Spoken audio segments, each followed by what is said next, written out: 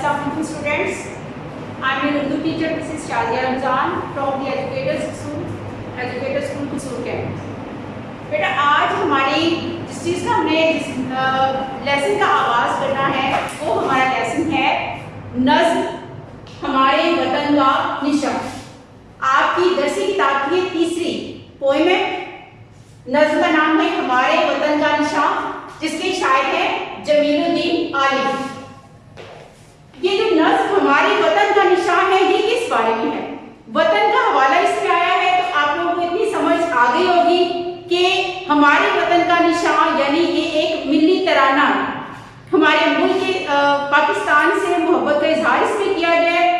शायर इसमें जमीलुद्दीन आली। थोड़ा सा मैं एक्सप्लेन करने से पहले शायर के बारे में आपको थोड़ा सा बताऊंगी, उनका तारुफ दूंगी कि इसके शायर हैं जमीलुद्दीन आली, जिनका मुकम्मल नाम है नवाबजादा मिर्जा जमीलुद्दीन अहमद खां आली। ये 20 जनवरी 1925 को दिल्ली में पैदा हुए और फिर ये सेपरेशन के बाद पाकिस्तान आ गए और फिर उसके बाद ये प्रोसेस इतना लंबा चला, हमारे पास टाइम नहीं है कि मजीद इसके बारे में बता दूं। सिर्फ थोड़ा सा इसके बारे में कि ये एक स्कॉलर भी हैं, मुसन्निफ भी हैं, शायर भी हैं और ये पाकिस्तान पीपल्स पार्टी के एक सरगर्म रुकन भी रहे हैं। और इसके अलावा इनकी बड़ी शोहरत, सबसे इम्पोर्टेंट बात आप लोगों के लिए कि आपने एक बहुत मशहूर मिली नगमा सुना होगा, जीवे जीवे पाकिस्तान। जीवे जीवे पाकिस्तान मिली नगमे के खालिक भी जमीलुद्दीन आली ही हैं। और एक और मशहूर मिली नगमा ए वतन के सजीले जवानों, उसके शायर भी यही शायर हैं। इनकी डेथ हुई 23 नवंबर 2015 को कराची में। ये इनके बारे में थोड़ा सा तारुफ है। अब हम चलेंगे अपने लेसन की तरफ, जो है नज़्म हमारे वतन का निशान। पहला शेर इसका हम सबसे पहले एक्सप्लेन करेंगे, उसके बारे में समझेंगे। पहला शेर है कि इससे रश्के फलक है ज़मीने वतन, इससे रोशन हुई है जमीने वतन, जर्रा जर्रा वतन का हुआ ज़ोफिशा। ये निशान, ये हमारे वतन का निशान। ये निशान क्या है? इसमें किस चीज का हवाला दिया जा रहा है? एक तो आपको वतन का हवाले से पता चल गया कि ये पाकिस्तान से अपनी मोहब्बत का इजहार है। दूसरा, हमारे वतन का निशान, जिससे वतन का माथा रोशन हुआ है, पूरा मुल्क जिससे जगमगा उठा है, वो है हमारे मुल्क का कौमी झंडा, कौमी परचम। इस नज़्म में कौमी परचम का हवाला दिया गया है, उसी को एक्सप्लेन किया गया, उसके बारे में बात की गई है। पहले हम बात करेंगे कि इसको आपने एक्सप्लेनेशन से पहले लिखना क्या है। पहले लिखते हैं नज़्म का उन्वान, यहाँ पे आएगा हमारे वतन का निशान। उसके बाद नीचे वाली लाइन में आपने यहाँ पे आना है, शायर का नाम यहाँ पे लिखना है आपने। शायर का नाम क्या है? जमीलुद्दीन आली।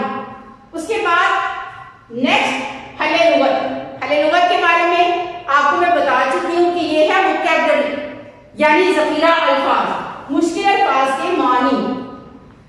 रश्क फलक, रश्क क्या होता है? रश्क का मतलब है नाज, फख्र। फलक आसमान को बोलते हैं। रश्क फलक मुरक्कबे इजाफी इस्तेमाल हुआ है यहाँ पे, जो पहले हम एक्सप्लेन कर चुके हैं। तो रश्क फलक का मतलब है जिस पर आसमान नाज करे, फख्र करे। जबीन का मतलब है माथा, पेशानी। और यहाँ भी ज़मीने वतन एक वर्ड यूज हुआ है, ये भी मुरक्कबे इजाफी है। जबीने वतन का माथा। जर्रा का मतलब है माथे का छोटे से छोटा टुकड़ा, उसे मादा कहते हैं, उसे जर्रा कहते हैं। और ज़ोफिशा रोशनी बिखेरने वाली। ये तो उसके मानी हो गए। इसके बाद नेक्स्ट आपने करना है इसका मफहूम इसका सिंपली इन अशार को हर मिसरा, शेर का हर यानी शेर वो होता है जिसमें 2, 3, 4 या 5 मिसरों वाले भी शेर होते हैं। तो हर शेर मिसरा कहलाता है। शेर का जो एक सतह होती है वो उसका मिसरा होती है। 2 मिसरों से, 3 से या 4 मिसरों से मिलकर एक शेर मुकम्मल होता है। तो इस शेर में इसका मफहूम हम पढ़ेंगे कि ये हमारे वतन का निशान यानी कौमी झंडा, कौमी परचम। इस पे हमारे वतन की मिट्टी भी ये हमारे वतन की वो मिट्टी जिसपे आसमान भी फख्र करता है। इससे हमारे वतन का माथा रोशन है। इससे इतनी रोशनी, इस झंडे की रोशनी इतनी है कि हमारे वतन والا ہے کیونکہ یہ ہمارے وطن کا نشان ہے۔ تشریح میں تھوڑی سی میں آپ کو تھوڑی سی ایکسپلینیشن دوں گی جس کے ساتھ آپ نے سیلف ورک کرنا ہے، سیلف میں آپ نے لکھنا ہے اس کو۔ آپ کو پتہ ہے کہ ہمارے وطن پاکستان کتنی جدوجہد کے بعد حاصل کیا گیا۔ پاکستان کو حاصل کرنے کے لیے ہمارے بزرگوں نے، ہمارے اسلاف نے کتنی قربانیاں دی ہیں، اپنی جان کے نذرانے پیش کیے ہیں، تب جا کے پاکستان حاصل ہوا ہے۔ تو پاکستان پوری دنیا کے نقشے پہ ایک روشن ستارہ بن کے ابھرا ہے، اور اس لیے شاعر اپنی محبت کا اظہار کرتا ہے اور وہ کہتا ہے کہ یہ وہ مٹی ہے جس پہ آسمان بھی ناز کرتا ہے۔ اس نے ہمارے وطن کے جھنڈے نے ہمارے زمین کو، ہمارے وطن کو روشن کر دیا ہے، اور اس سے ہر وطن کا ہر ذرہ چمکتا ہوا نظر آتا ہے کیونکہ یہ ہمارے وطن کا ایک نشان ہے، جس پہچان ہے۔ دنیا جانتی ہے کہ یہ جھنڈے کو دیکھ کے پتہ چلتا ہے کہ یہ پرچم کس ملک کا ہے، یہ پاکستان سے، اس لیے پاکستان کی پہچان اس کا یہ نور ہے۔ اس کے بعد ہم اس کے سیکنڈ شیئر کی طرف جائیں گے۔ سیکنڈ شیئر میں نے یہاں پہ نہیں لکھا، وہ میں آپ کو اسی طرح سے جیسے پہلا شیئر ہے اسی طرح سے میں ایکسپلین کروں گی۔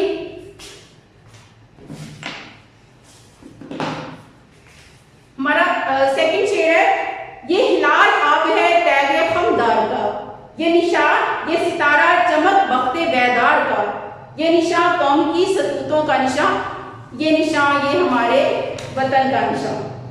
ہلال، اچھا ہلال کے بارے میں تھوڑا سا کنسپٹ ہلال کے بارے میں آپ کو دوں گی۔ یہ دیکھیں ہلال کے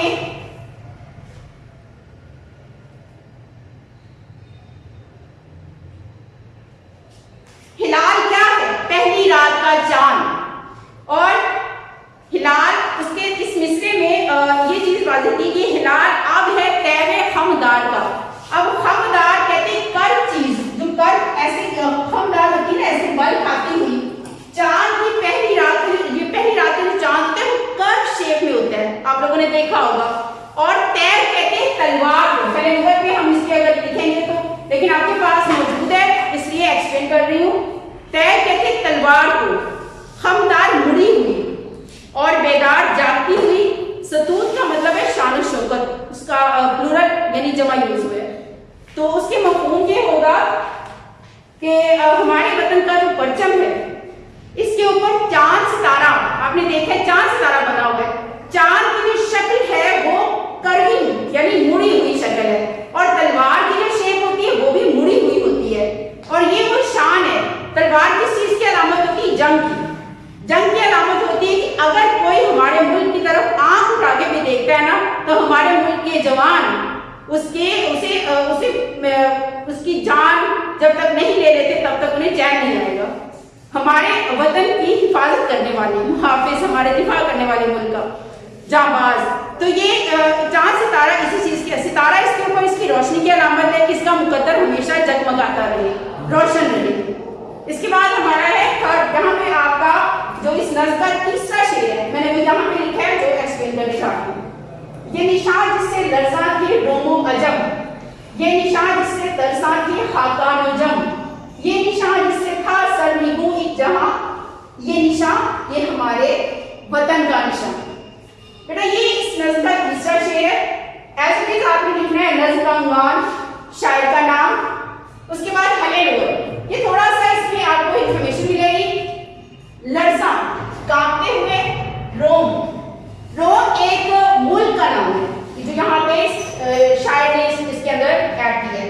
عجم کہتے ہیں عرب کے باہر رہنے والے، عرب میں رہنے والے کو تو عربی کہتے ہیں نا، جو عرب سے باہر رہنے والے ہوتے ہیں وہ اجمی ہوتے ہیں یعنی غیر عرب۔ ترسا ڈرے ہوئے، خاقان چین، ملک کا نام سنا ہوا آپ نے، بڑا یہ انٹرنیشنل لیول پہ ایک ترقی یافتہ ملک ہے۔ چین کے بادشاہ کا لقب، چین کے بادشاہ کا لقب کیا تھا؟ خاقان۔ اور جم، ایران کے ایک بادشاہ گزرے، ان کا نام ہے جمشید، تو یہاں پہ ان کا مخفف نام استعمال ہوا ہے جم۔ یہ نشان جس سے سر نگو کی جمع، جس سے تھا سر نگو، سر جھکائے ہوئے۔ اب ہم اس کی ایکسپلینیشن کی طرف آئیں گے۔ یہ نشان کیا ہے؟ پرچم، قومی جھنڈا، پاکستان کا قومی جھنڈا۔ یہ نشان ایسا نشان ہے کہ ہمارا قومی پرچم شان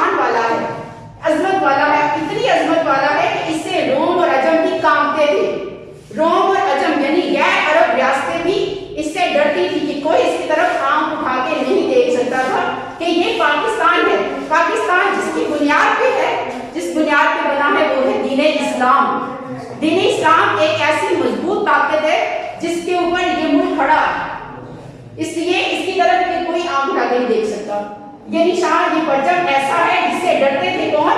चीन के बादशाह भी डरते थे। चीन के बादशाह भी इससे डरते थे कि नहीं, हम इस मुल्क की तरफ नहीं जा सकते, क्योंकि यहाँ इनके मुहाफिज कौन है? अल्लाह और अल्लाह के रसूल। और जब ये फिर यूज हुआ है कि ईरान के बादशाह, इन मुल्कों के चंद मुल्कों के नाम लेके बताया गया कि दुनिया डरती थी।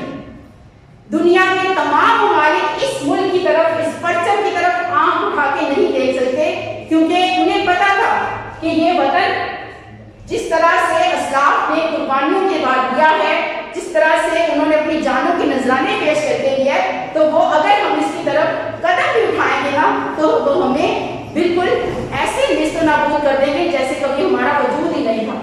ये निशान इतना अजमत वाला है। इसके बाद हम इसका शेर नंबर 4 पढ़ेंगे, उसकी एक्सप्लेनेशन एज इट इज करेंगे। शेर नंबर 4 है, ये निशान अपनी जर्री रवायात का, ये निशान गाजियों की करामात का, जिनका जोशे मुसलसल था तैगे रवा, ये निशान, ये हमारे वतन का निशान। जर्री, जर्री का मतलब है चमकदार, सुनहरी, सोने जैसा। रिवायत कहते हैं असलाफ यानी हमारे बुजुर्गों से जो बात मुसलसल चली आ रही होती है उसे बोलते हैं रिवायत। ये रिवायत पड़ गई है, हमारे बुजुर्गों ने भी ये काम किया, उसके बाद आने वाली नस्ल ने किया कि नस्ल दर नस्ल जो चलती हुई रस्म रिवाज, उसे हम एक रिवायत का नाम दे देते हैं। तो गाजी किसे कहते हैं? मैदान जंग में जीतने वाला, फतह पाने वाला गाजी कहलाता है, वो गाजी होते हैं। करामात ऐसी अनहोनी बातें, ऐसी अनहोनी बातें जो कि सूफिया किराम या अल्लाह के जो वली हैं उनसे होती हैं, इनको करामत बोलते हैं। तो ये एक पाकिस्तान एक करामत ही तो है ना, अल्लाह ताला ने एक करामत बख्शी, एक मौजज़ा दिया, हमें एक मौजज़ा दिया पाकिस्तान, इसीलिए इस लफ्ज़ को, खास इस लफ्ज़ को शायर ने यहाँ पे इस्तेमाल किया है। तैरे रवा, चलती हुई तलवार, दोबारा से यहाँ पे तलवार का लफ्ज़ यूज हुआ है। और हम इसकी हरे लुगत ऐसे ही आपने देना है, पहले आपने नज़्म का उन्वान देना है, उसके बाद शायर का नाम, उसके बाद हरे लुगत, और फिर मफ़हूम के बाद तशरीह।